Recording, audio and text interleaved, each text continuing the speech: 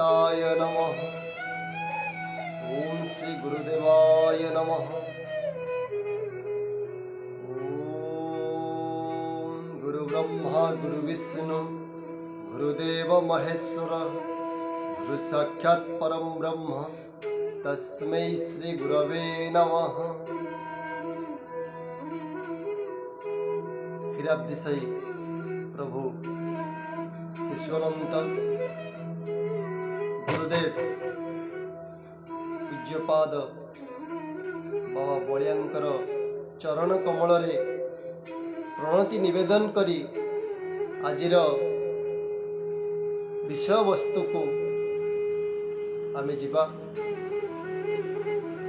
आजिर विषय वस्तुटी हेउछि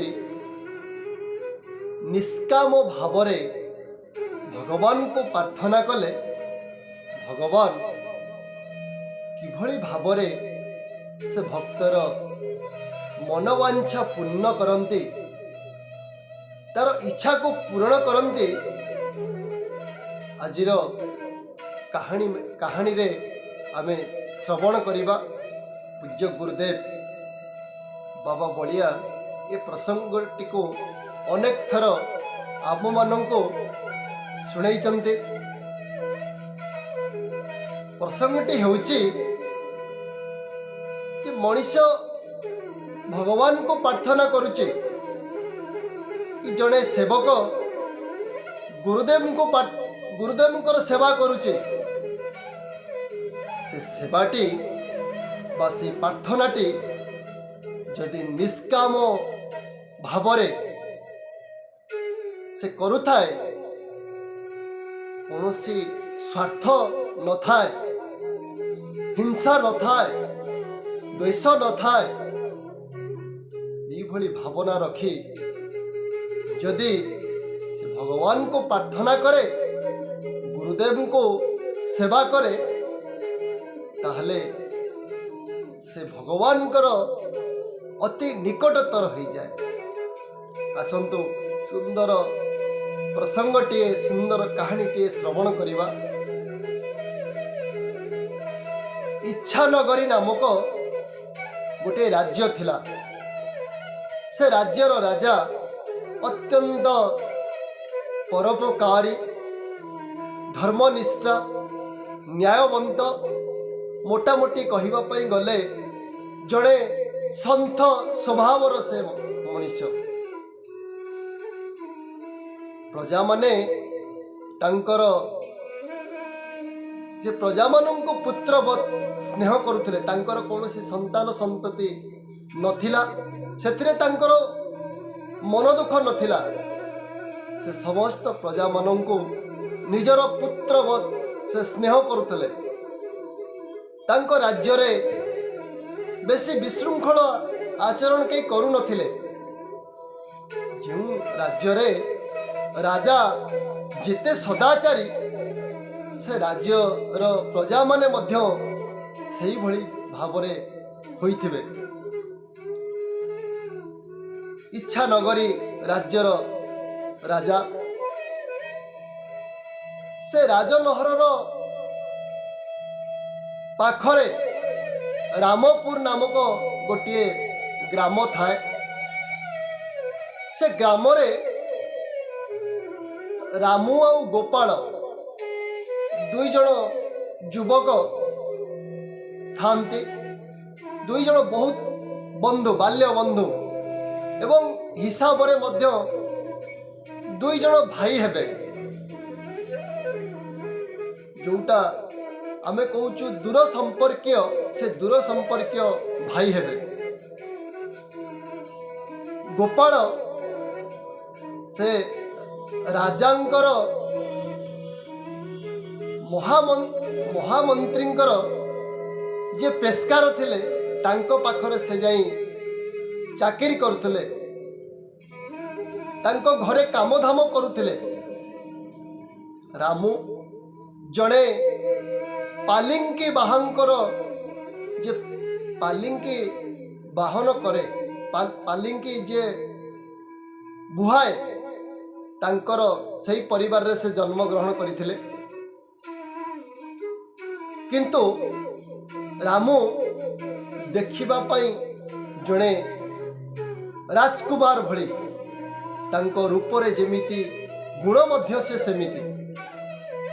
ସେ ସମସ୍ତଙ୍କୁ ଭକ୍ତି କରୁଥିଲେ, ସମସ୍ତଙ୍କୁ ଗୁରୁଜନମାନଙ୍କୁ ଦେଖିଲେ ପାଦ ଛୁଇଁ ପ୍ରଣାମ କରୁଥିଲେ। ତାଙ୍କର ମନ ଭିତରେ ରାଗ ଦ୍ୱେଷ ହିଂସା ବେଶୀ କିଛି ନଥିଲା। ସେ ଅନନ୍ୟ ଭକ୍ତିରେ ଈଶ୍ୱରଙ୍କୁ ପ୍ରାର୍ଥନା କରୁଥିଲେ। ଗ୍ରାମରେ ଥିଲେ, ଆଖପାଖ ଅଞ୍ଚଳରେ ତାଙ୍କୁ ସମସ୍ତେ ଶ୍ରଦ୍ଧା କରୁଥିଲେ, ସମସ୍ତେ ଭଲ ପାଉଥିଲେ। ତାଙ୍କ ରୂପ ଯେମିତି ଗୁଣ ମଧ୍ୟ ସେଇଭଳି ଭାବରେ ଥିଲା। ଥରେ ସେ କ'ଣ କରିଛନ୍ତି, ଅର୍ଦ୍ଧରାତ୍ରିରୁ ଉଠି ରାଜମହଲ ରାଜନଅର ଆଡ଼େ ଯାଇଛନ୍ତି ବାଲ୍ୟ ବନ୍ଧୁ ଦୂର ସମ୍ପର୍କୀୟ ଭାଇ ଗୋପାଳଙ୍କୁ ଦେଖା କରିବା ପାଇଁ। ସେଠାରେ ସକାଳ ପାଉ ପାଉ ଯାଇ ଗୋପାଳ ଯେଉଁଠି ଥିଲେ, ତାଙ୍କ ପେସ୍କାରଙ୍କ ରାଜାଙ୍କର ମହାମନ୍ତ୍ରୀଙ୍କର ଯେ ପ୍ରଧାନମନ୍ତ୍ରୀ ଥିଲେ, ତାଙ୍କର ପେସ୍କାରଙ୍କର ସେ ଚାକିରି କରୁଥିଲେ, ତାଙ୍କ ଘରେ କାମଧାମ କରୁଥିଲେ। ଇଏ ତାଙ୍କ ଘର ପାଖରେ ଯାଇ ପହଞ୍ଚିଛନ୍ତି, ସେ ପେସ୍କାରଙ୍କର ଘର ପାଖରେ ଯାଇ ପହଞ୍ଚିଛନ୍ତି ଏବଂ ସକାଳୁ ବିଛଣାରୁ ଉଠି ଉଠି ଯେମିତି ଉଠି ପଡ଼ିଛନ୍ତି, ଦେଖିଛନ୍ତି ରାମୁ ଆସିଛନ୍ତି। ସେ ମନେ ମନେ ବହୁତ ଖୁସି ହେଇଯାଇଛନ୍ତି ଗୋପାଳ। ଏପଟେ ରାମୁ ଗୋପାଳଙ୍କର ଦୁଇ ଗୋଡ଼କୁ ଜାବୁଡ଼ି ଧରି କହିଛନ୍ତି, ଗୋପାଳ ଭାଇନା, ତୁମର ମହିମା ଏତେ ଚାରିଆଡ଼େ ଖ୍ୟାତ, ତୁମକୁ ଲୋକ ଏତେ ଭଲ ପାଆନ୍ତି, ମୁଁ ତୁମକୁ ଟିକେ ଦର୍ଶନ କରିବା ପାଇଁ ଚାଲି ଆସିଲି। ଗୋପାଳ କହିଛନ୍ତି, ଆରେ ଘଟଣା କ'ଣ କୁହ, କାହିଁକି ଏମିତି ସକାଳୁ ଆସି ମୋ ଗୋଡ଼କୁ ଜାବୁଡ଼ି ଧରିକିରି ଏକଥା କହୁଛ, କ'ଣ କାରଣ?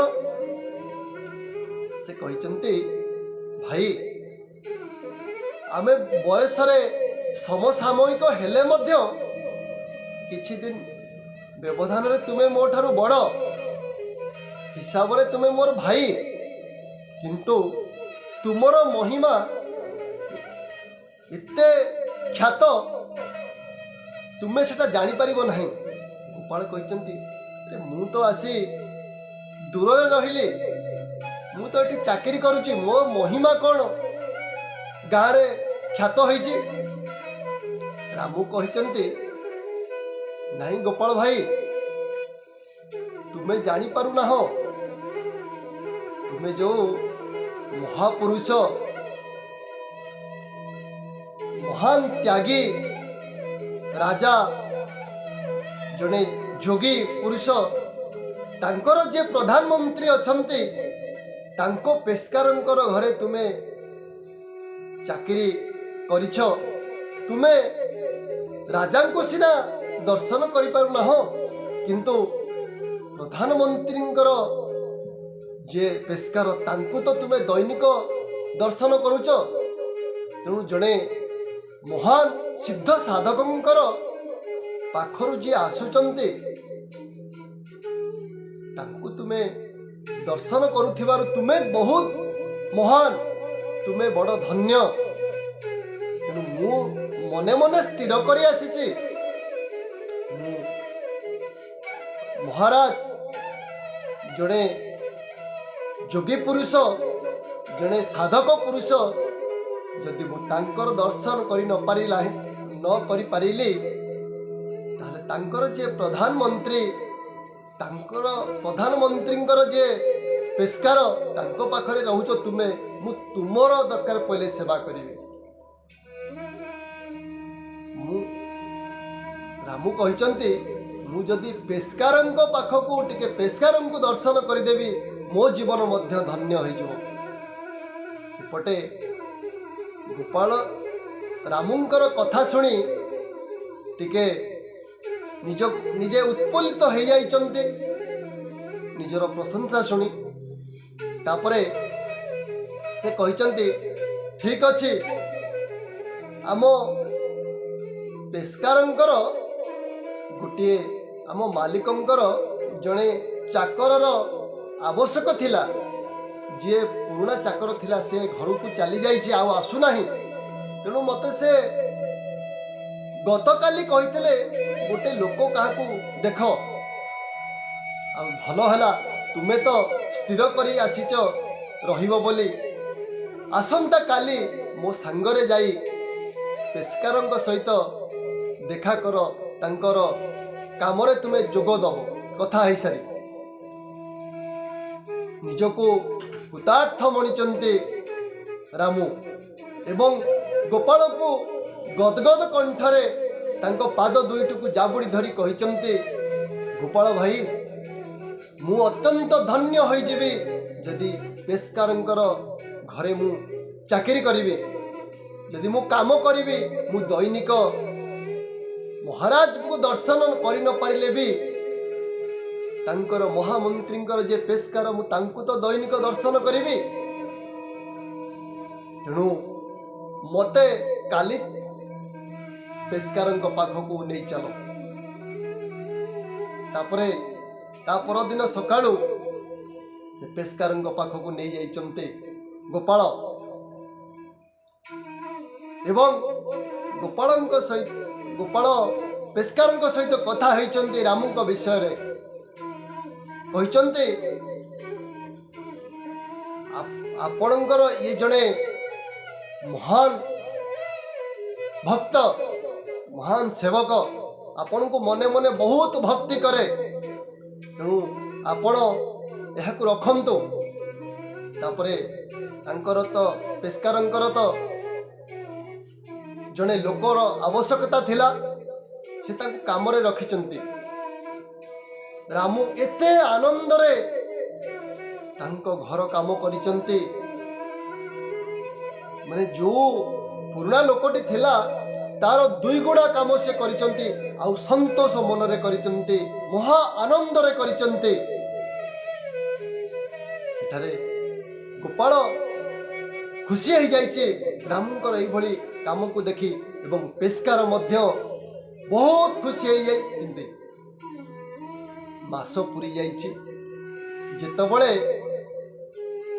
ପଇସା ଦରମା ଯାଚିଛନ୍ତି ରାମୁକୁ, ରାମୁ ହାତ ଯୋଡ଼ି ବିନୟ ଭାବରେ କହିଛନ୍ତି, ନାହିଁ ଆଜ୍ଞା, ଆପଣ ଧର୍ମାତ୍ମା, ଆପଣ ମହାନ। ମୁଁ ଆପଣଙ୍କ ସେବା କରୁଛି।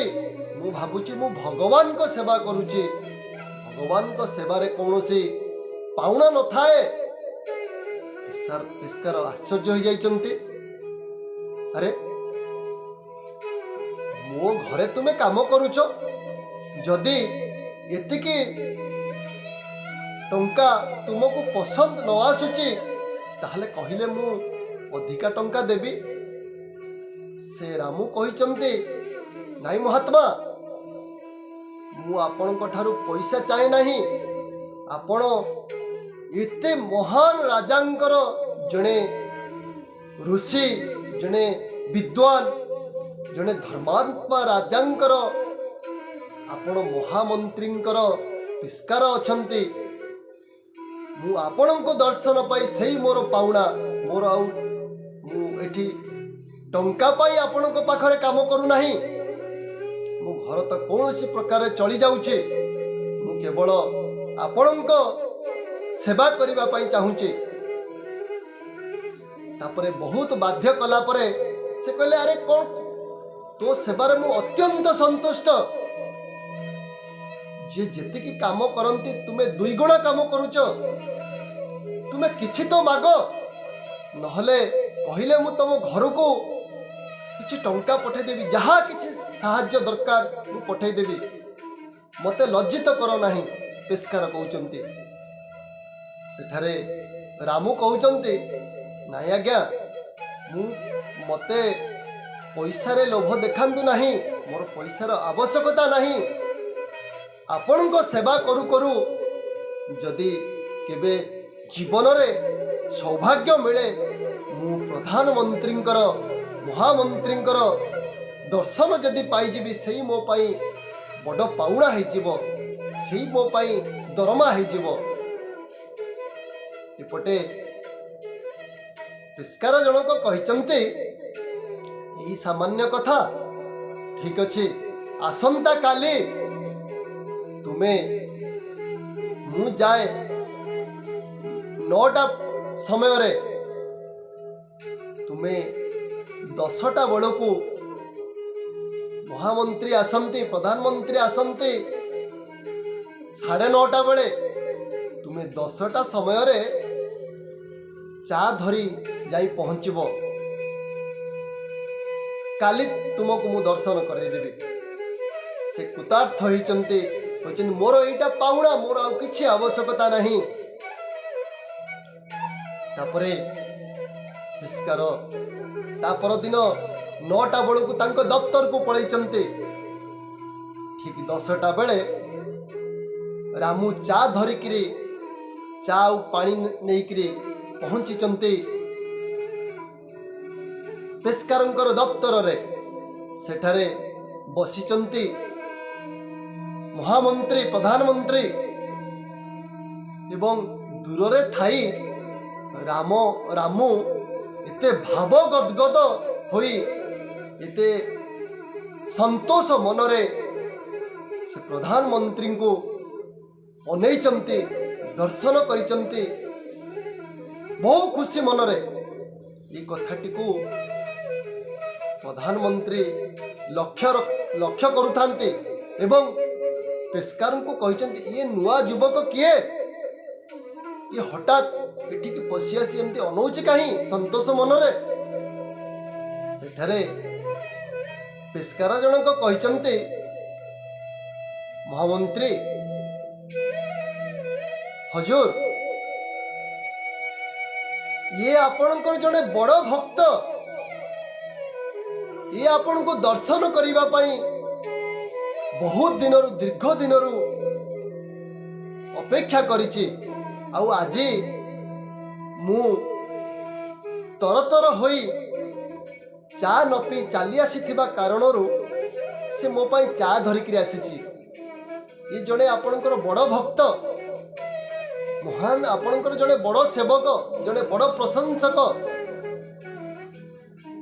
सेठारे महामंत्री कहिचंती हल ठीक अछि तुमे आगे चा पी नियो तापरे कथा हेबा। तापरे रामू पेस्कारन को चा देइचंती। चा पी सारला परे सेई समय भितरे से तुरंत महामंत्रींकर दफ्तर को झाड़ू पोछा मारी देइचंती तांको जोता सफा करि देइचंती पेस्कारंकर मध्य जोता सफा करि देइचंती। एते भाव गदगद हो जाइचंती एते संतोष मनरे से सफा करुथिला बेले प्रधानमंत्री को लक्ष्य करिचंती। से कहिचंती जे मु रामू को जेतेबेले प्रधानमंत्री कहिचंती अरे तुमे एमती मते अनौच कहीं सेठी रामू कहिचंती हजूर आपण जड़े धर्मात्मा जड़े जोगी पुरुष जड़े महान आत्मांकर जे आत्मा जे राजा अछंती तांकर आपण होचंदी प्रधानमंत्री। तेणु मु राजा को दर्शन करि न पारिली नहीं आपण को दर्शन करी मु साक्षात ईश्वर को दर्शन कला भली मते लागुची। तेणु मते आपण जदि सेवा करिवार सुजोग देबे ताले मु कृतार्थ मनिबी। सेठारे से महामंत्री तांको रामूंकर कथारे एते संतोष लाभ करिचंती एते खुशी हो जाइचंती। सेठी पेस्कारन को कहिचंती अच्छा तुमे जदि खराब न भाबिबो ताहले ये ମୋ ପାଖରେ ରହୁ, ଆମ ଘରେ ରହି କାମ କରୁ। ପେସ୍କାର ଜଣକ ଖୁସି ହେଇଛନ୍ତି। ହଁ ହଜୁର, ଇଏ ଆପଣଙ୍କ ପାଖରେ ରହୁ, ଇଏ ବହୁତ ଭଲ। ମହାମନ୍ତ୍ରୀ ପଚାରିଛନ୍ତି ଯେ ଇଏ କେତେ ପଇସା ନିଏ? ନା ନାଇଁ, ଇଏ ଜମା ପଇସା ନେଉନାହିଁ, କେବଳ କହିଛନ୍ତି ମୁଁ ମହାମନ୍ତ୍ରୀଙ୍କୁ ଟିକେ ଦର୍ଶନ କରିଦେଲେ ସେଇ ମୋର ପାଉଣା। ତାପରେ ମହାମନ୍ତ୍ରୀ ଆହୁରି ଖୁସି ହେଇଯାଇଛନ୍ତି। କି କଥା, ଏତେ ସୁନ୍ଦର କାମ କରୁଛନ୍ତି, ପଇସା ନେଉନାହାନ୍ତି, କି କଥା, ଏତେ ସେବା ମନୋଭାବ। ତାପରେ ମହାମନ୍ତ୍ରୀ ରାମକୁ ପାଖରେ ରଖିଛନ୍ତି। ପାଖରେ ରଖିଲା ପରେ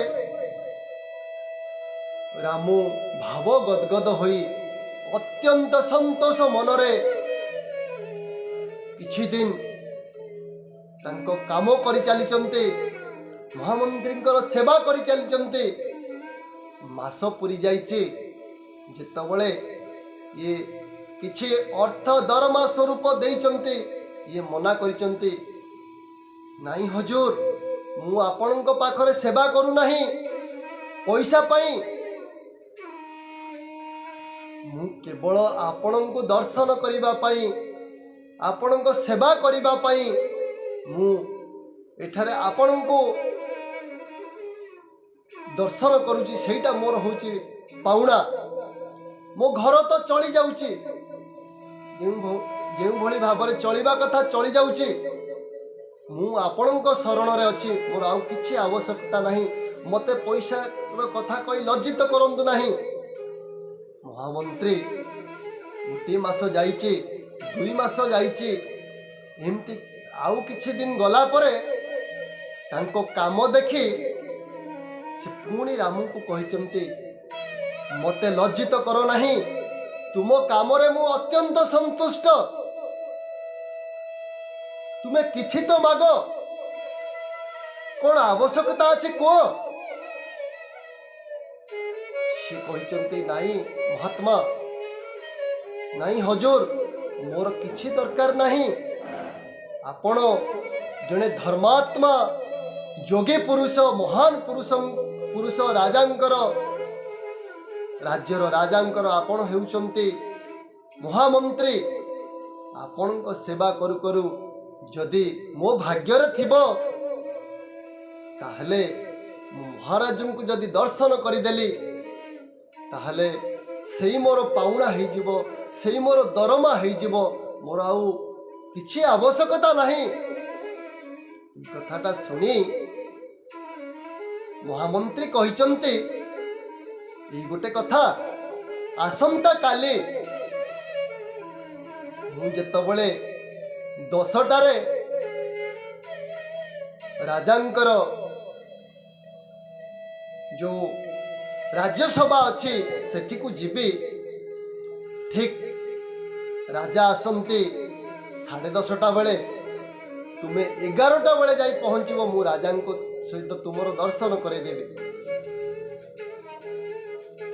ଇଏ ଠିକ୍ ହଁ, ଗଲାବେଳେ କିଛି ଫଳ ନେଇକିରି ଯାଇଥିବ। ସେଠାରେ ତା ପରଦିନ ସକାଳୁ 10ଟା ବେଳେ ମହାମନ୍ତ୍ରୀ ଯାଇଛନ୍ତି ରାଜାଙ୍କର ଯୋଉ ବୈଠକଖାନାରେ ବସିଛନ୍ତି। ତାପରେ ଏ ରାମୁ ନେଇକିରି ଯାଇଛନ୍ତି ଫଳ 11ଟା ବେଳେ, ରାଜା ତ 10:30 ବେଳେ ପଳେଇ ଆସିଛନ୍ତି। ଦ୍ୱାର ମୁହଁରେ ରାମୁ ଠିଆ ହେଇ ଭାବ ଗଦଗଦ ନୟନରେ ରାଜାଙ୍କୁ ଲକ୍ଷ୍ୟ କରିଛନ୍ତି ଏବଂ ଭାବବିହ୍ୱଳ ହେଇଯାଇଛନ୍ତି। ଆଖିରୁ ଆନନ୍ଦାଶ୍ରୁ ଝରି ପଡ଼ିଛି, ଲୋତକ ଝରି ପଡ଼ିଛି। ସେ ଅତ୍ୟନ୍ତ ସନ୍ତୋଷ ମନରେ, ଅପଲକ ନୟନରେ ରାଜାଙ୍କୁ ଅନେଇଛନ୍ତି। ରାଜା ଲକ୍ଷ୍ୟ କରୁଥାନ୍ତି, କିଏ ଯୁବକ, ସୁନ୍ଦର ଚେହେରା, ଏମିତି ମୋତେ ଅନେଇ ଆଖିରୁ ଲୋତକ ଝରେ, ଏତେ ସନ୍ତୋଷ ମନରେ କାହିଁକି ଅନଉଛନ୍ତି? महामंत्री को पचारि महामंत्री ये युवक किए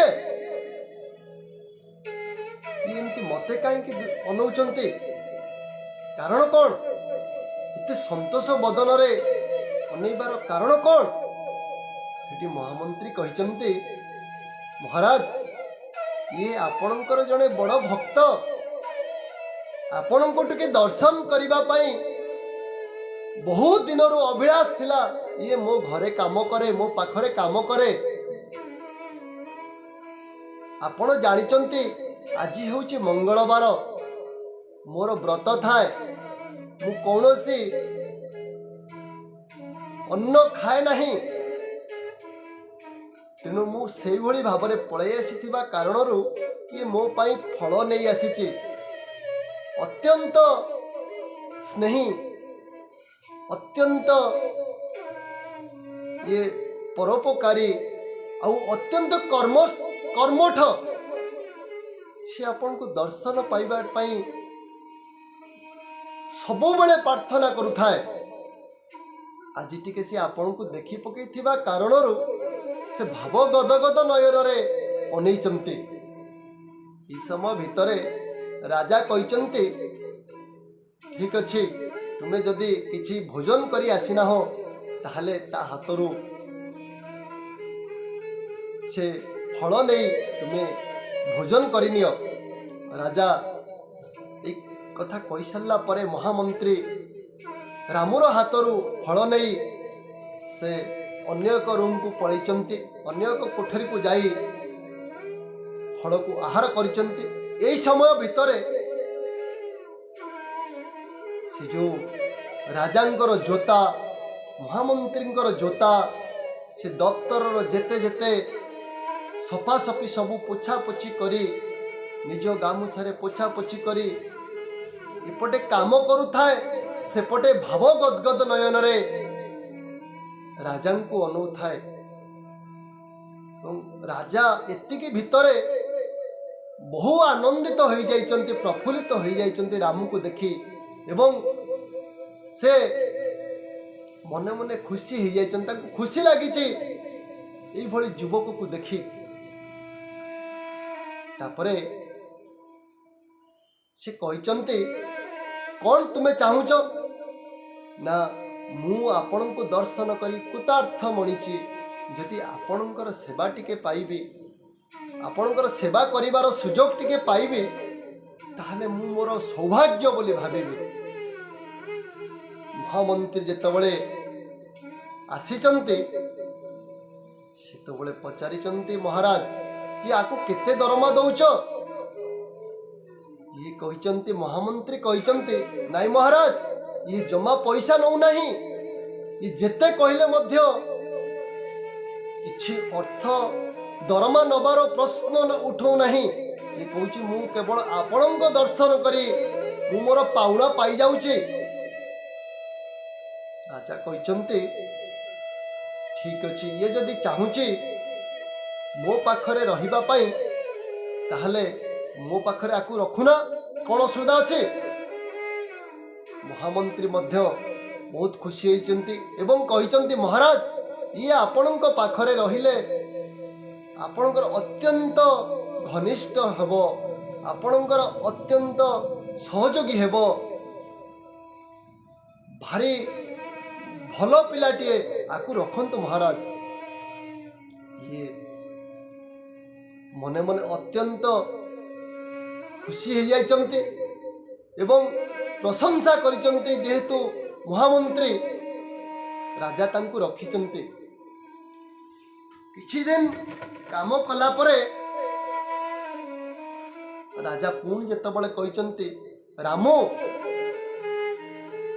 तुमे किछि दरमा नियो जेमती अन्यमान चाकरी करिचंती सेमती तुमे किछि नियो से कहिचंती महाराज मते लज्जित करंतु नहीं मो घर तो जेमती चलिबा कथा चली जाउछि मु केवल आपणक भली पुण्यात्मांकर सेवा करुछि सेही मोर पाउणा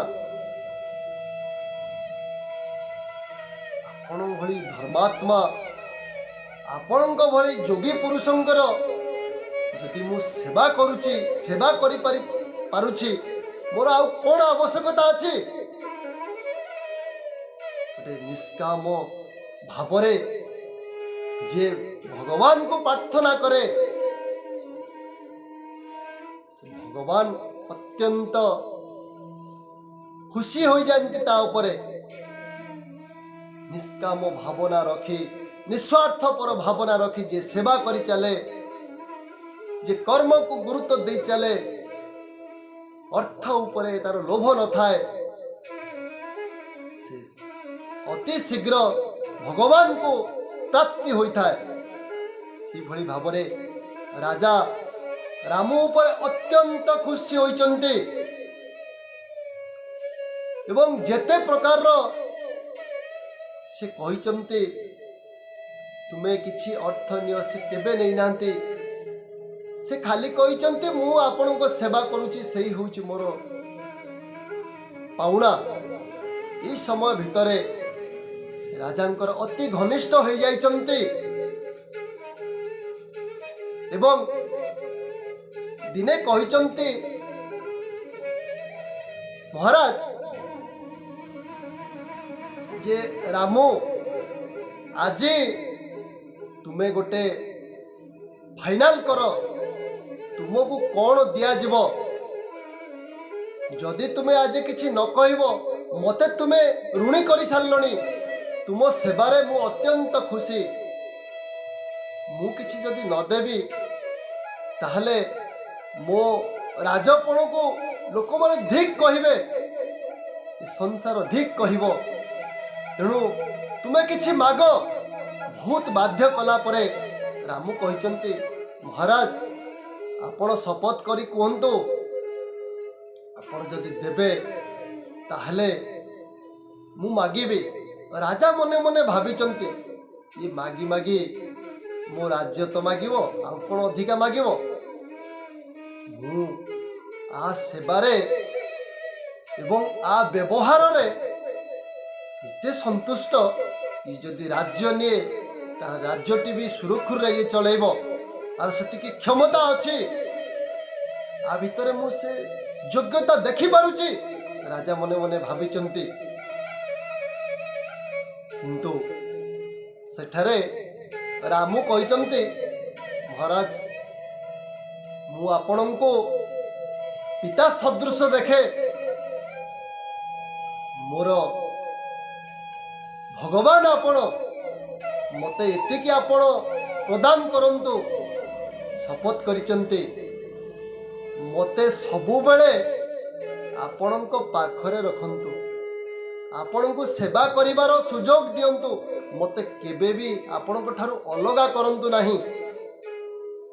ରାଜା କହିଛନ୍ତି, ଠିକ ଅଛି, ଆଜିଠାରୁ ତୁ ସଦାବେଳେ ମୁଁ ଯୋଉଠି ରହିବି ତୁ ସେଇଠି ରହିବୁ। ସେପଟେ ଦିନମାନ କାମ କରିକି ଯେତେବେଳେ ରାତି ହେଇଛି, ରାମ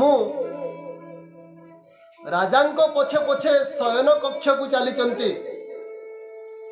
ରାଜା କହିଛନ୍ତି, ଏଥର ରାତି ହେଲାଣି, ତୁମେ ତୁମ କକ୍ଷକୁ ଯାଅ। ରାମ କହିଛନ୍ତି, ମହାରାଜ ଆପଣ ପରା କହିଛନ୍ତି ମୁଁ ଆପଣଙ୍କ ପାଖରେ ସବୁବେଳେ ରହିବି ବୋଲି, ପୁଣି ଏବେ କ'ଣ ଆପଣ କହୁଛନ୍ତି ଯାଅ ବୋଲି। ମୋତେ ସେ ସୁଯୋଗରୁ ହାତ ଛଡ଼ା କରନ୍ତୁ ନାହିଁ। ରାଜା କହିଛନ୍ତି, ହଉ ଠିକ ଅଛି, ଚାଲ। ତାଙ୍କ କକ୍ଷକୁ ପ୍ରବେଶ କଲା ପରେ ମହାରାଣୀଙ୍କୁ ଚିହ୍ନାଇ ଦେଇଛନ୍ତି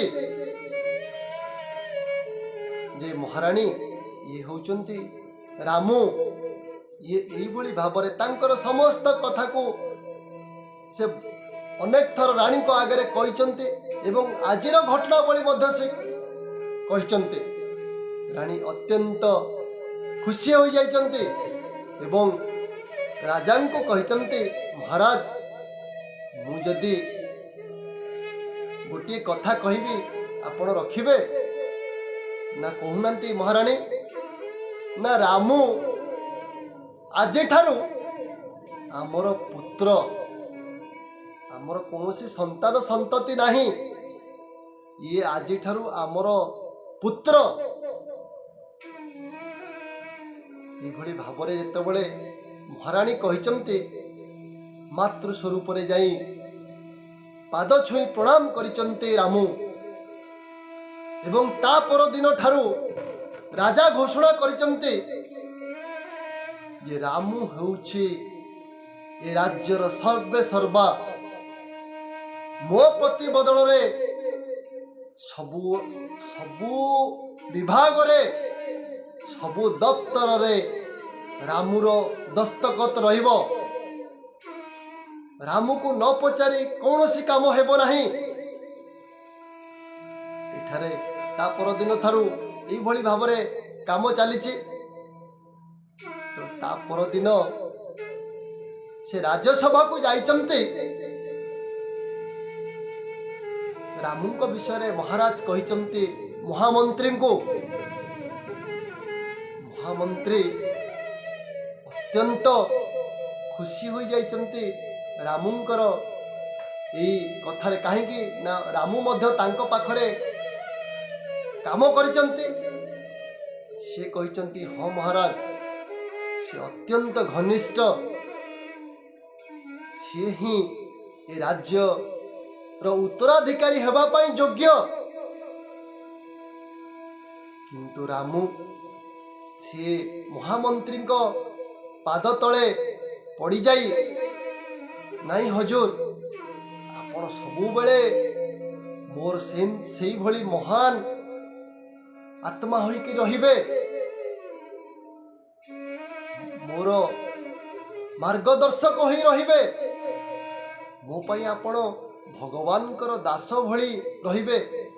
ଯଦି ମହାରାଜ ଭଗବାନ ହୁଅନ୍ତି ତାହେଲେ ଆପଣ ଭଗବାନଙ୍କର ଦାସ ରୂପରେ, ଭକ୍ତ ରୂପରେ ମୁଁ ଆପଣଙ୍କୁ ଦେଖିବି। ମୁଁ ଆପଣ ଥିବା ଅବସ୍ଥାରେ ମୁଁ ରାଜସିଂହାସନରେ ବସିପାରିବି ନାହିଁ। କାହିଁକି ନା ଯୁବରାଜ ପଦରେ ସେ ଯୁବରାଜ ଘୋଷଣା କରିବେ ବୋଲି ରାଜା ସ୍ଥିର କରିସାରିଲେଣି। ତେଣୁ ମହାମନ୍ତ୍ରୀ ପେସ୍କାରଙ୍କୁ ଡକେଇଛନ୍ତି। ପେସ୍କାର ଯେଭଳି ଭାବରେ ଆସିଯାଇଛନ୍ତି, ସାଙ୍ଗେ ସାଙ୍ଗେ ପେସ୍କାରର ପାଦ ଛୁଇଁକିରି ପ୍ରଣାମ କରିଛନ୍ତି। ରାମୁ କହିଛନ୍ତି ଆପଣଙ୍କ ପାଇଁ ମୁଁ ପ୍ରଧାନମନ୍ତ୍ରୀଙ୍କୁ ଦର୍ଶନ କଲି, ପ୍ରଧାନମନ୍ତ୍ରୀଙ୍କ ପାଇଁ ମୁଁ ମହାରାଜକୁ ଦର୍ଶନ କଲି। ମୁଁ ଯାହା ହେଇଛି ଆପଣଙ୍କୁ ପାଇଲା ପରେ ହେଇଛି। ତେଣୁ ଆପଣ ହେଉଛନ୍ତି ମହାନ। ମୁଁ ଆପଣଙ୍କ ସାମ୍ନାରେ ଏ ସିଂହାସନରେ ବସିପାରିବି ନାହିଁ। ଆପଣ ଚାଲନ୍ତୁ ସେ ସିଂହାସନରେ ବସିବେ। ଏଇଭଳି ଭାବରେ କହିଲା ବେଳେ କୌଣସି ପ୍ରକାର ରାଜାଙ୍କର ଆଦେଶ ଅଛି, ଯୁବରାଜ ଏଭଳି ଭାବରେ ତଳେ ବସିବେ। ଯେତେବେଳେ ଇଏ ତଳେ ବସିଯିବା ପାଇଁ ଚାହୁଁଛନ୍ତି, କୌଣସି ପ୍ରକାର ମହାମନ୍ତ୍ରୀ ଏବଂ ପେସ୍କାର ନେଇ ସିଂହାସନରେ ବସେଇଛନ୍ତି, ଯୁବରାଜଙ୍କର ସିଂହାସନରେ ବସେଇଛନ୍ତି। ସେହି ସମୟ ଭିତରେ ଗୋପାଳ ପଳେଇ ଆସିଛନ୍ତି। ସାଙ୍ଗେ ସାଙ୍ଗେ ସେ ରାଜ ସିଂହାସନରୁ ଓହ୍ଲେଇ ଆସି ଗୋପାଳର ପାଦ ଛୁଇଁକିରି ପ୍ରଣାମ କରିଛନ୍ତି ଯେ ଗୋପାଳ ଭାଇ, ଆଜି ମୁଁ ଯାହା କିଛି ହୋଇଛି ସବୁ ଆପଣଙ୍କ ପାଇଁ ହେଇଛି। ଆପଣ ନ ଚାହିଁଥିଲେ ଏଇଟା ହେଇପାରିନଥାନ୍ତା। ମୁଁ ଈଶ୍ୱରଙ୍କୁ ପାଇପାରିନଥାନ୍ତି। ଆପଣମାନେ ହେଉଛନ୍ତି ଭଗବାନ, ଦାସାନୁ ଦାସର ଦାସ। ତେଣୁ ମୁଁ ଆପଣଙ୍କୁ ଛାଡ଼ି କିଛି କରିପାରିବି ନାହିଁ। ମୁଁ ରାଜ୍ୟ ଶାସନ କରିପାରିବି ନାହିଁ, ରାଜ୍ୟ ସିଂହାସନରେ ବସିପାରିବି ନାହିଁ, ଯୁବରାଜ ଆସନରେ ବସିପାରିବି ନାହିଁ। କୌଣସି ପ୍ରକାରେ ଗୋପାଳ ଏ କଥାଟି ବୁଝେଇ, ଗୋପାଳ ପେସ୍କାର ଆଉ ମହାମନ୍ତ୍ରୀ ବୁଝେଇ ସାରିଲା ପରେ ତାଙ୍କୁ ଜବରଦସ୍ତ ନେଇ ବସେଇଛନ୍ତି ଏବଂ ଅତ୍ୟନ୍ତ ସନ୍ତୁଷ୍ଟ ସମସ୍ତେ ହେଇଛନ୍ତି। ମନେ ମନେ ଭାବିଛନ୍ତି, ଦେଖ ଇଏ କେତେ ବଡ଼ ଆସନ ପାଇସାରିଲା ପରେ ମଧ୍ୟ ଇଏ ଆ ଭିତରେ କିଛି ଅହଙ୍କାର ନାହିଁ, ଆ ଭିତରେ କିଛି ସ୍ୱାର୍ଥ ନାହିଁ। ଇଏ ସେଇ ସେବକ ବୋଲି, ଦାସାନୁ ଦାସର ଦାସ ବୋଲି ନିଜକୁ ଭାବୁଛି। ଇଏ ଜଣେ ମହାନ ବ୍ୟକ୍ତିତ୍ୱ। କିଛି ଦିନ ଗତ ହେଇଯାଇଛି, राजा मने मने स्थिर करिचंती मंत्रीगण को डाकी प्रधानमंत्री को डाकी कथा होइचंती जे मु अनेक दिन हेलानी शासन कलिनी मु वृद्ध होई गलिनी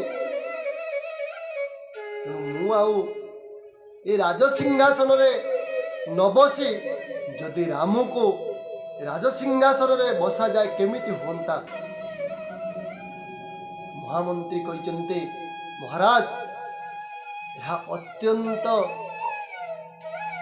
भल हम बहुत खुशीर कथा तांको व्यवहार रे समस्ते संतुष्ट तांकर योग्यता अच्छी उत्तराधिकारी रूप रे ए राज्य को शासन करिबारे तांको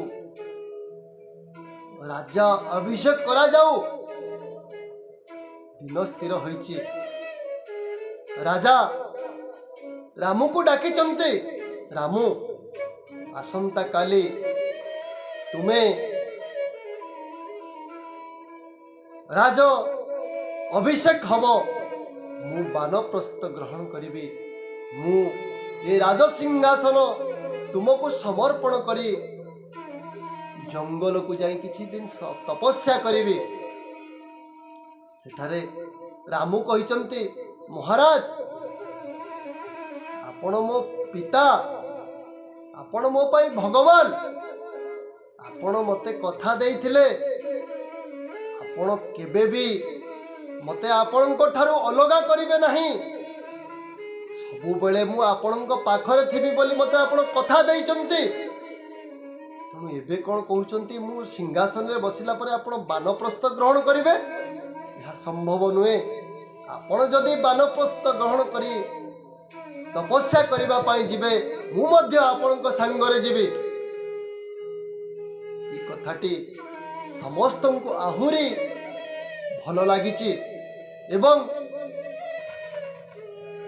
सी मने मने समस्ते कहिचंती देख राजसिंहासन पाई सारिला परे भी किभली भाबरे से राजसिंहासन को त्याग करिबा पाई पछौ नाहंती राजा तांको निष्पत्ति ओहरीचंती एवं कहिचंती ठीक अछि मु तो वयस्क हो गलिनी तुमे एबे राज्य शासन राजसिंहासन रे बस मु तुम पाख पाख रहिबी मु आउ राजसिंहासन रे बसी परिबी नाही एतिकी मो कथा तुमे रख।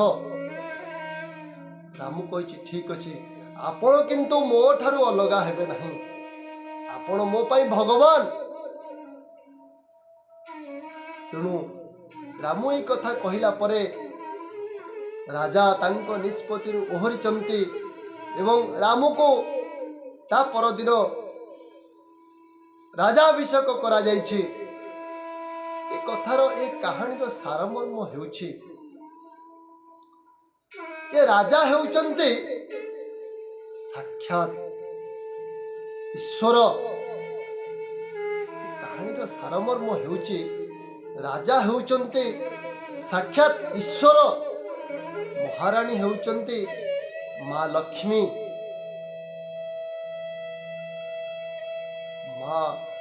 माँ रूपरे से पूजा पाउछंती तेणु जदि जड़े सेवक जदि जड़े भक्त मनरे किछि द्वंद्व न रखी हिंसा न रखी कपट न रखी किछि पाइबार अभिलाष न रखी जदि निष्काम भावरे सेवा करे से भगवान कर अत्यंत निकटतर हो जाए भगवान ताकू छाड़ी केउ आड़े जानते नहीं सबु बड़े ता पाखरे रहंते से मध्य भगवान को छाड़ी पारे नहीं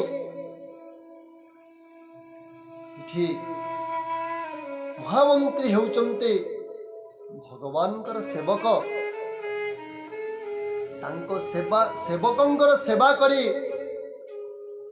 ये मध्य कृतार्थ मरिचंती तिस्कार हेउचंती ये सेवकंकर सेवक दासानु दासर दास तांकर मध्य सेवा करी से अत्यंत मुग्ध तेणु ସେଇ ବ୍ୟକ୍ତି ହିଁ, ସେଇ ସେବକ ହିଁ କେବଳ ଈଶ୍ୱରକୁ